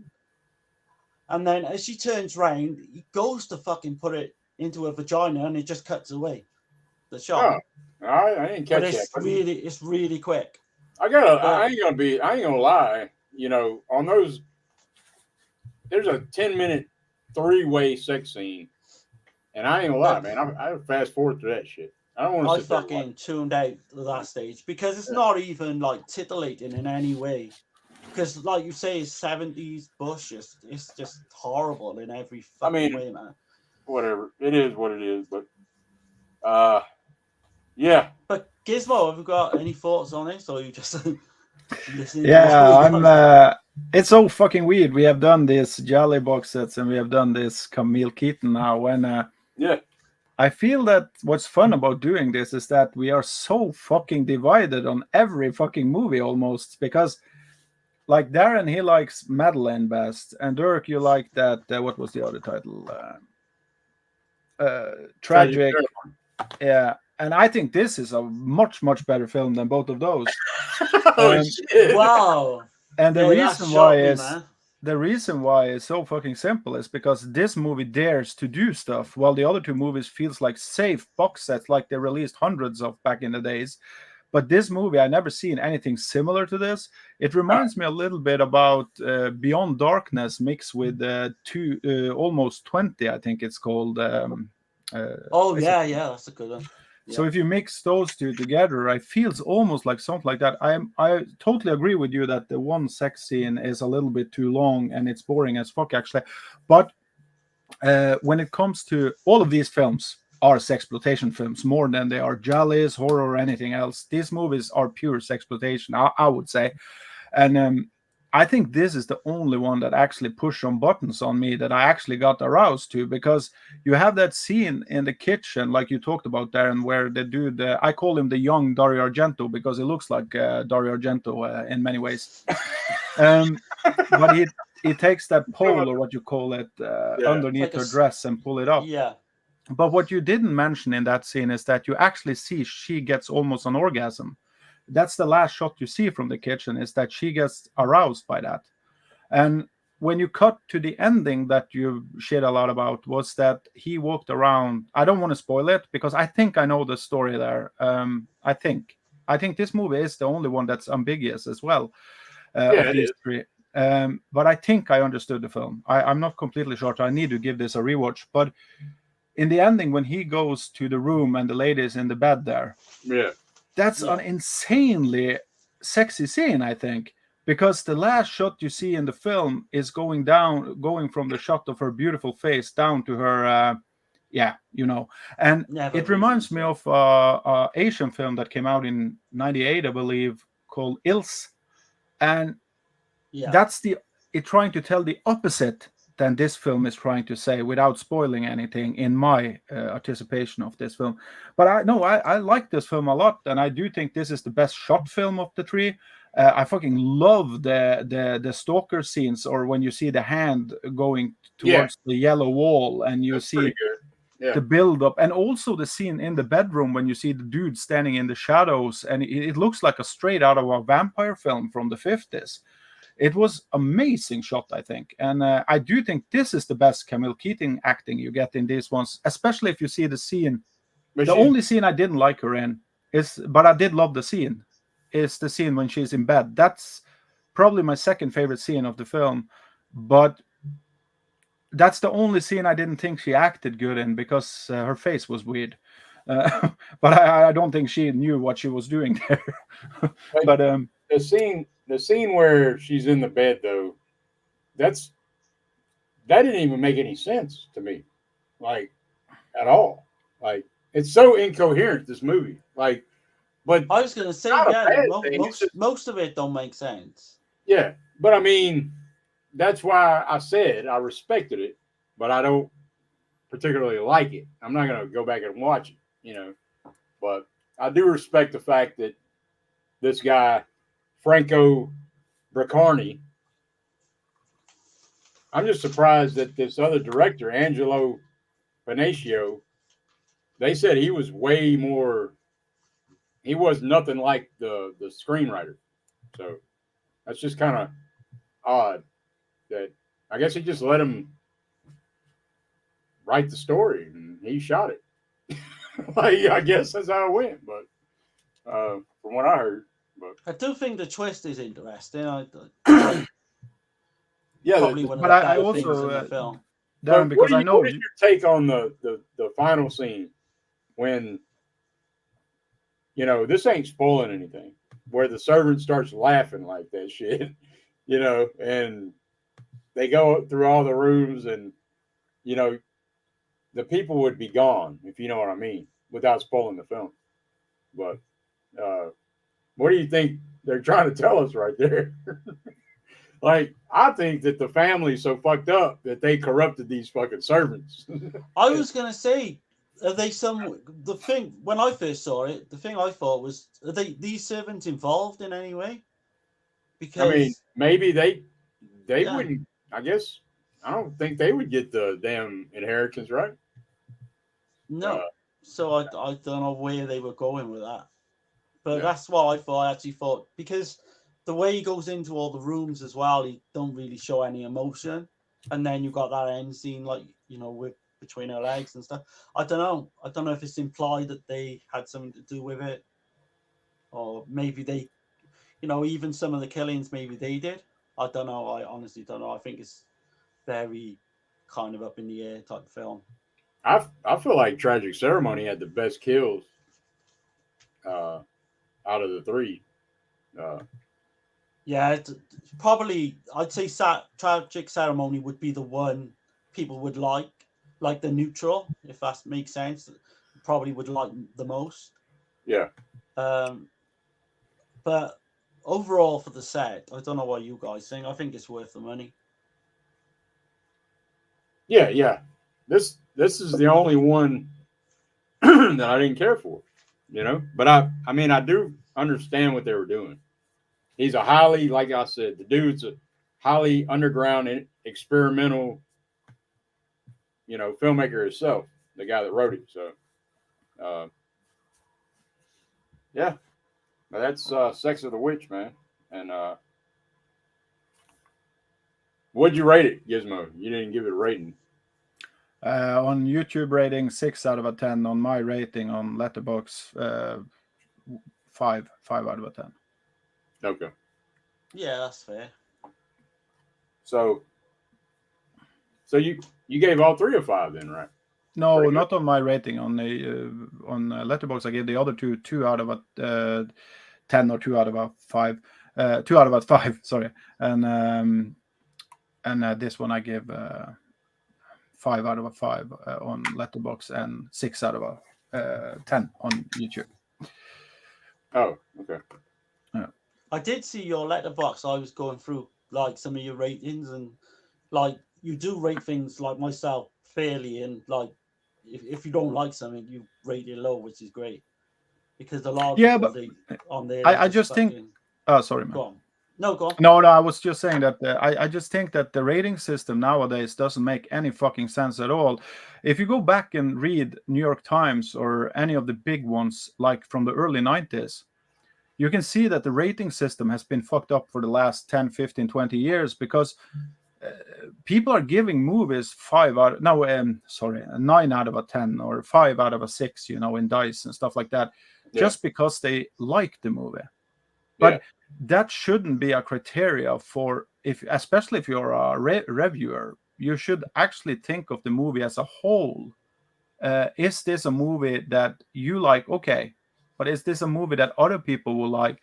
So I just think that it's becoming too much subjective, isn't that English, for the reviewers out there. So if I tell you, like right now, okay, I give Don't Tell Mom the Babysitter Is Dead, I give that a 8 out of 10. Yeah. But that's just my personal opinion. opinion Right, on that yeah, one. Yeah. Right. So if I tell you, Darren, it's get 8 out of 10, right? It's because I have tons of nostalgia for the film. I have everything, So Right. it's fucked up nowadays, and it's not about you, me, and the people on YouTube, but it's more about how the system is. And I'm just feeling that even IMDb is fucked up now, but they pay for everything, So like the production companies. But so I try to be neutral on films when I rate them. Like I take them for what they are. Like I don't have like the films we saw now. They are okay films. Right. I don't know if I can recommend them to my friends because you need to be in this kind of. Yeah, But definitely not. If somebody's just tipping their toes into the Italian cinema, definitely these three would not come up. Like No, not at all. Yeah. But then again, if you are used to sexploitation from Sweden, I will highly recommend the last one, the Witch one, and Madeleine. I would not recommend the one you like, Dirk, for people who are into sexploitation because that's not. I didn't feel like it had a lot. It didn't really have that much in that one. No, and that's why I think it's It's more horror. I think the Hammer fans would like it. Absolutely. Ceremony. It's more of a mixture of genres of horror, but that's why I liked it. And then it had some great people in there, great actors. Yeah, and I like the way I think it's shot the best out of the three, personally. But I like Sex of the Witch best shot. I think that's right. Crafted. Yeah, it's weird because I like Madeleine best. So we all got three. we're divided three-way split on this one. So. Yeah. Well, that's cool. We all three like the different one out of the set. Yeah. So like I say, if people are watching this and they're in two minds to buy it, because I think it was on sale as well at one point not long ago, I would say go for it. But yeah, I think you've got, like you say, you've got to be into like gialli or like Italian horror in some way, like Gothic. To get like anything Gismo said, exploitation quite a lot in it as well. Yeah. Sleaze. Definitely, I will say, like what Gismo said, the Sex of the Witch is definitely the most ambiguous. Like, what the fuck did I just watch? Type of film. So it's got that going for it. But it kind of reminds me of Giallo in Venice. Have you seen that, Dirk? I think. Yeah, I did. I just seen it for the Rotten Stream. In terms of the sleaze and everything, it's kind of reminds me of that, but yeah. Right. Do you think it was more sleazy than Arabella? No. No. Arabella's fucking horrible, man. No, but Darren liked Arabella, so I'm just wondering. I still love that. That's a high 8. That was a high 8 for me. That was. Was it more? No, probably not. I'd say. But do you know what I think is most shocking about the only thing I think is shocking because everybody has different taste, but Sex of the Witch is definitely, without a doubt, for me, the one with the most hot and sex actresses in it of all of these. It was like there's two ladies in this film that I don't think is that hot. The blonde lady, I don't remember her name, but she's the old one. So you dig the armpit hair? It's 70s, man. It's in every fucking 70 movie if you just look under their arms. So I don't, and I actually like it more than the fucking fish trouts we have today and Silicon Valley everywhere. Bring back the armpit hair for me. I don't want those fucking silicone tits. No, but I just thought like the girl in the ending there. I think it was such a really good way to close the fucking film. I don't know. I'm rambling. Yeah. Well, you mean the actual shot when she's on the bed with the two servants is like, and he's laughing like, I mean, that's just that I cracked the fuck up when he. Yeah, but do you remember the last shot? Yeah. I'm just saying, like when he starts laughing, and then the last shot is, it zooms in on her panties or whatever. But yeah, and what does that tell you? Through the entire film, if you think about it, the film opens with this group of people coming to this castle or mansion or what the fuck it was, right? Yeah. And from there on and out, and the movie is called Sex of the Witch. Right. And it ends with a pussy. Right. But what do you think it means? Because that shot is really something they had thought about doing. It goes first on her face, and then it goes tint down slowly, and it stops, goes to scrolls. So you think she was the witch? No, I'm just asking what you think, because I will say after we are done with this stream what I think about this film as well. I don't want to spoil it, but I think there's definitely something being said about servants, about the servants having to do for the super rich elite. But if you notice, they're not doing shit pretty much the whole time except screwing each other and screwing the damn family members. So yeah, I kind of feel like the family fucked them over. Like, and then you got the sister. I guess she's the sister or the daughter of the patriarch. She's a big time key, like, to the film. Like, Ingrid, you want to be, yeah? yeah. Well, no. So, like, I don't want to spoil the film, but it does got a couple of shots now when it zooms in on old boy's eyes, and he's got the ring claw things. Yeah. It reminds me kind of like a fucking old school Dracula movie or some shit when it does that. But like you were saying, yeah, it's a fuck your head up movie for sure. It's definitely one you'll probably never forget. I think I would have rather seen the cut version, to be honest, because I don't need to see all that fucking shit, man. Come on. I can see everything except his balls, because that was the thing that took me out of the fucking... you get to see his balls and his dick. I don't give a shit. And his actual dick you get to see as well. Like, yeah, but dick I don't have a problem with, but balls, it's not something I want to see on screen. But I mean, you've got a beautiful woman riding you, and his dick is just soft as fuck, like just dim. Like, obviously, I know that with like Blu-ray now and everything, you can see all the details that wasn't meant to be shown. I highly doubt, but it still seems quite strange that. Well, that was cut though. That was, like, to be fair, that was cut, and then Vinegar was like, "No, we're gonna put it all in there." No, it was cut from the original. Sorry, I didn't know that. Sorry. Yeah. Yeah, because it doesn't make sense when you think he's just got a limp dick, and yeah. But yeah, man, I still recommend the set. I like 2 out of 3 ain't bad, I'll say. But and I think even Sex of the Witch is worth a watch, even if people don't. It's definitely worth watching. Obviously, Gismo likes it. But like out of us 3, I mean, you definitely liked at least 2 of the films, right? Yeah, I like all three films. Okay. I got you. Well, cool, man. I would do a giveaway, but I don't think nobody wants the shit. So. Is anyone in the chat? Or? Yeah, we got like 7 people in here, but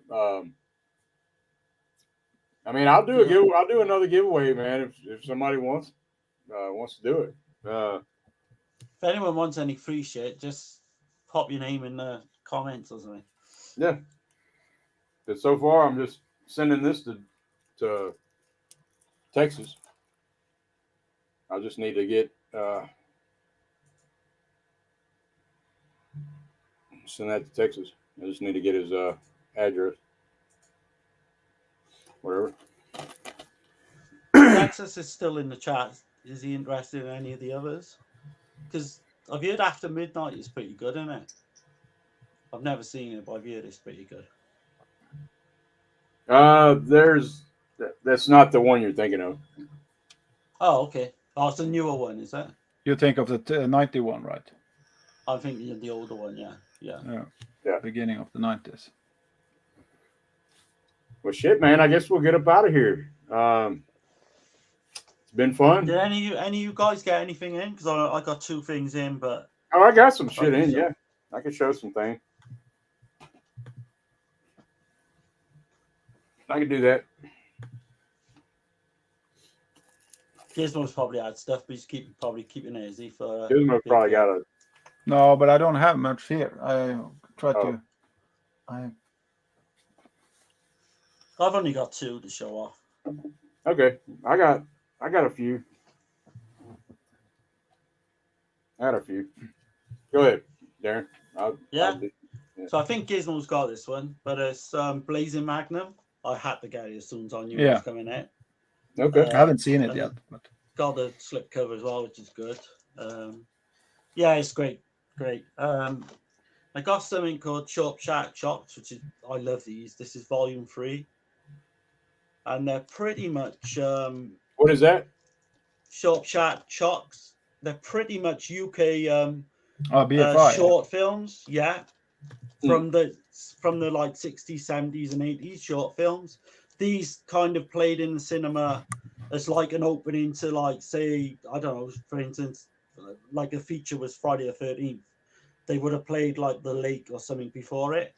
Yeah. So these all played UK cinemas. So I can't wait to watch these. I've got, again, if you guys are interested in short films, then check out all 3 volumes. So yeah, that's the only 2 I got this time. Okay. I got you got anything, Gizmo? I was just looking here if I have something on the table. I maybe have. I need to check if these are new. Yeah, I got 3 films here, and I also have the Hellraiser box set. Okay. Oh, nice. I have Meg 2. I haven't seen any of these because I have so many other films. And Sisu. Okay. Oh, you got that eventually, yeah. Yeah, and Mission Impossible, the new one, Dead Reckoning Part 1. But I think that's what I have right now. I also got the Iron Warrior 88 film release and another film. Well, there was... and I also got the Ginger Snap trilogy from Second Sight. Oh, Okay. Nice. Cool. That's what I have, I think. Yeah. So I'll run through these right quick. What I got. I got Haunt, which. Oh shit! Is that a Blu-ray? Is it? Yeah, I really dig this movie. I didn't even know there was a Blu-ray of that. Oh yeah, that's was this from Ronin Flicks? Yeah, Ronin Flicks. Oh, I love that film. They had that sale going. Who'll Stop the Rain with Nick Nolte? I've never seen it, so is it Kino? No, that's Ronin. All these are Ronin right here. Okay. Too Scared to Scream. I got the VHS of that. That's like an 80s slasher. Okay. UK one. Like most of these are blind, but they had a really good deal going. Land of Doom. That's a post-apocalyptic type. Cold Heaven. Never heard that one. That trailer is pretty tripped out. Last Rites, I remember this back in the day. It's about a priest, and he's struggling with wanting to have sex or something. It's got Tom Berenger in it. And I got the Iron Warrior too, but this isn't the 88 or nothing. But I will see it tonight. You know? Yeah, that's the one. Who directed that one, Dirk? Iron Warrior. I'm not sure. I know it's Italian though. And then I got these are some indicators I got in. Inseminoid. That's a weird fucking movie. That's Norman J. Warren film, I think. Yeah. I think is it Indicator had the deal. I think it was, man. 3 for $5. Fucking insane, dude. But I got Body Double. That's a great film. I love that. Never seen it. I want to see it. But then I got a couple Criterion. I got Don't Look Now, 4K. Oh God, that's my favorite film of all time. And I know Criterion. I mean, they go so in depth on shit. So, and then I got this, which I think Gizmo said it sucked, but I'm gonna check it out anyways. David Lynch. Oh, I never said it sucked, but I said it's like that's his weakest in my opinion. Oh, it's weakest. Okay. Yeah. I I kind of want to have all Lynch's films, you know. So It's interesting how it's filmed because I think that was his first digital shot film, and it's shot really terrible on purpose. no, It's like not terrible, sorry, but it's shot like it looks so damn cheap. But I think it's done on purpose. right. Then I got this great film right here, Wolf, with Jack Nicholson and Michelle Pfeiffer. I've got an old VHS. You don't like that? I think it's fine, but I was such a letdown after I saw Dracula. Yeah, And James then Spader in there too, man. yeah, I don't know. I thought it was killer. Michelle Pfeiffer. Gizmo recommendation, right? See No Evil. Yeah, I love that one. With Mia That one's Farrow. great. I fucking love that film. Yeah, it's amazing. And then, so I've never heard of this, but it's got Mia Farrow too and Elizabeth Taylor. Secret Ceremony. I haven't seen it. Shit, never heard that one. And then Endless Night. Yeah, I wasn't a big fan of that one. I didn't like it at all. Sorry, No, what I did like Darren in the film was the location, the house they were in. It was shot really cool. You never knew really. Yeah. Yeah. It just I just found it boring for right. But what's cool with location is also that you have that swimming pool, not swimming pool, but how you say like that bathtub or what the fuck it was in the middle of the house. I like that part, or that thing. And then this is the last one I got is Bloody New Year.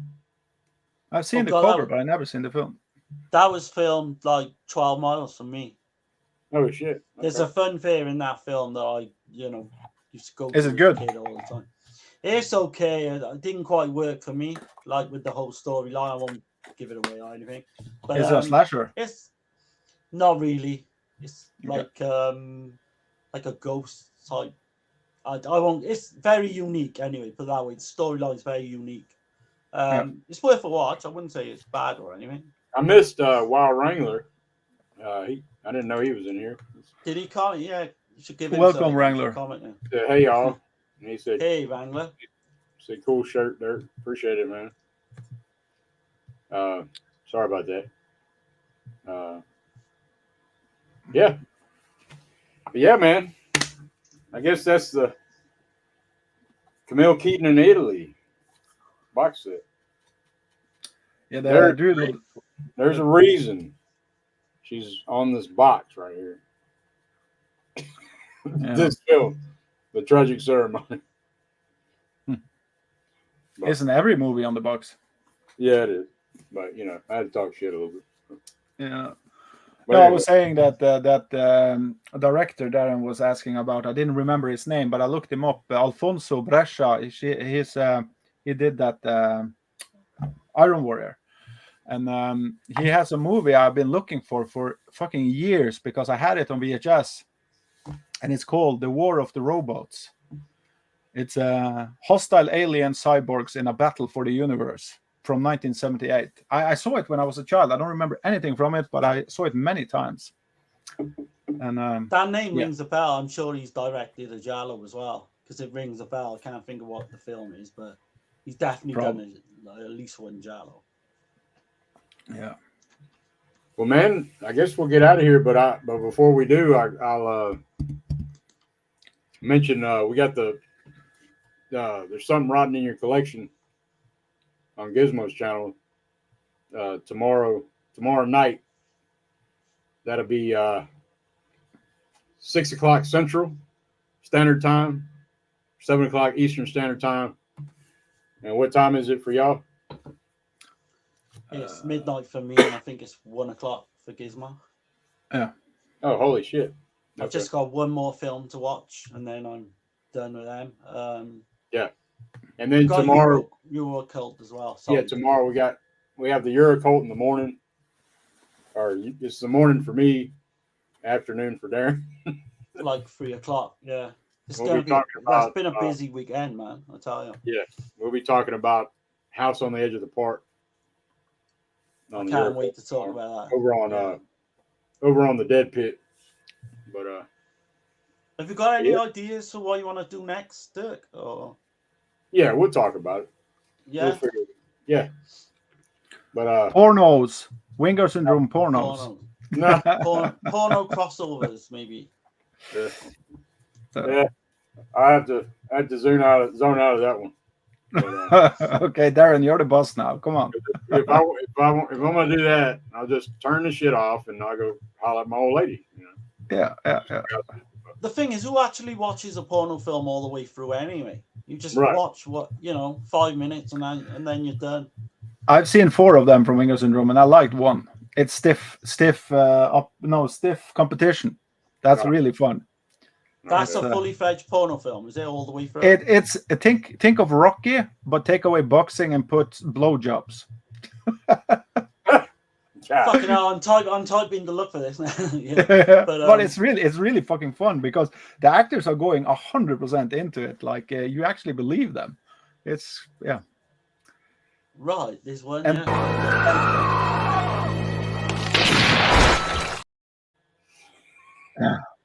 Shit. The bonus material on the discs are also fun because they are all now talking about what they did in the 70s. That's what I love most about the pornos from Vinegar Syndrome. Listening to Mother, this cloth smells of death. that one never gets old. Right. 6:30, I'll be waiting then. Ciao. Shit. All right, man. I guess we'll get up out of here because I'm having too much fun with this shit. So. But yeah, man. Tune in tomorrow night, Gizmo's channel. There's something rotten, stinking ass shit in your collection. Yeah. Yeah. But, Well, we're not- definitely going to be doing the 5-minute rule as well. Yeah. Absolutely. Yeah. Yep. That'd be I have a most time definitely. glass. Yes. All right, man. Y'all have a good one. Thanks to everybody in the chat. Texas, I'll need to find you somehow to send you this movie. I was You'll speak surprised, to him man. tomorrow anyway, won't you? I Yeah. was surprised nobody wanted digital codes or movies. I was like, really? Maybe they just didn't want these movies. But Only rich people on the streams, you know. yeah, I got rich people. Nothing but rich people in my chat. They're like, it's not a 4K. What the fuck? They can start sending you money instead. Y'all take care, y'all. Bye, guys. Bye. Catch you later, man.